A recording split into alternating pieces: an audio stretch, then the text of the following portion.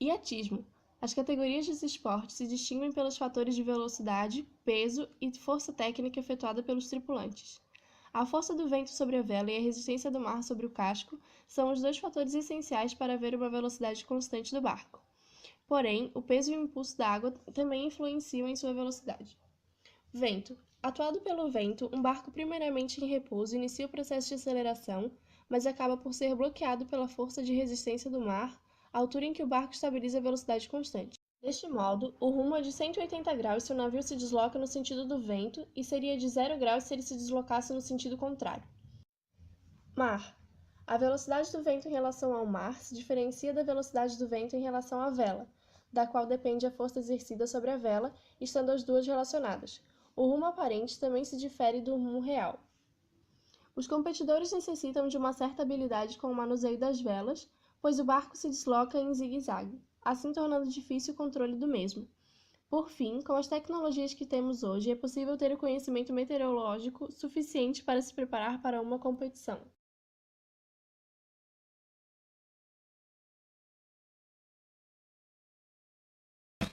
O polo aquático é um esporte coletivo praticado por duas equipes na piscina. Pode ser dado a ele a definição genérica de um handebol dentro da piscina, com um nível maior de dificuldade por conta do meio em que se pratica.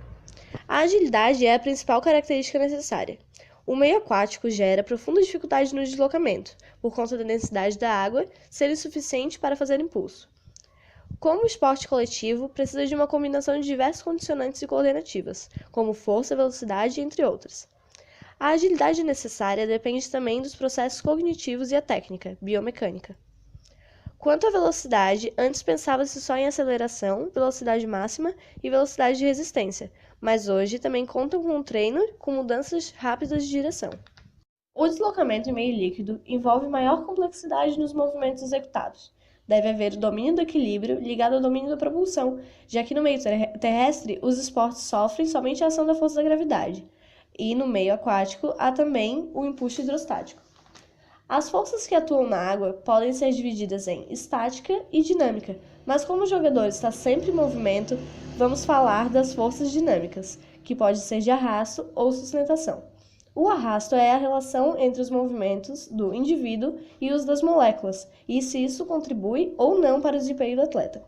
Outro fator importante que determina o deslocamento em meio aquático é a tensão superficial, onde a interação das moléculas que estão na superfície do líquido e as que estão sendo pressionadas entre si dentro dele geram um equilíbrio de forças. Quando esse equilíbrio é rompido pelo corpo do nadador, o gasto energético é maior, o que é ruim, já que para um maior rendimento do atleta ser atingido é necessário um gasto energético mínimo, gerado por um excelente trabalho mecânico.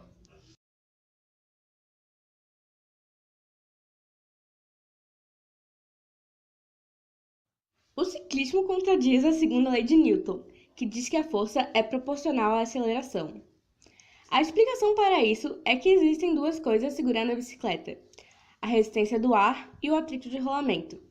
Quando estamos em alta velocidade, precisamos empurrar o ar e cada vez mais rápido, maior fica essa força. O atrito de rolamento seria a deformação das rodas, e quando as deformamos, se gasta energia. Por esses motivos, a bicicleta perde energia se não houver nenhuma força que empurre-a para frente. Para uma bicicleta comum, a força do atrito é igual a 5N, ou cerca de meio quilograma.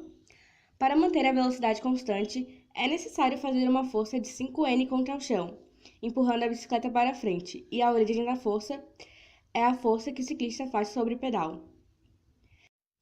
Tem alguns fatores que interferem na força e principalmente na hora de subidas no ciclismo, como o peso do atleta e também a postura da bicicleta, que quanto mais à frente estiver o corpo, menor será a amplitude de movimento dos músculos.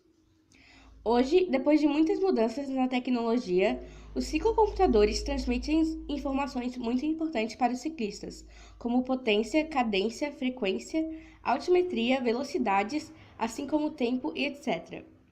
Essas coisas são de altíssima importância, pois assim o atleta poderá saber quanta força pode transmitir para os pedais e transformar em velocidade na bicicleta.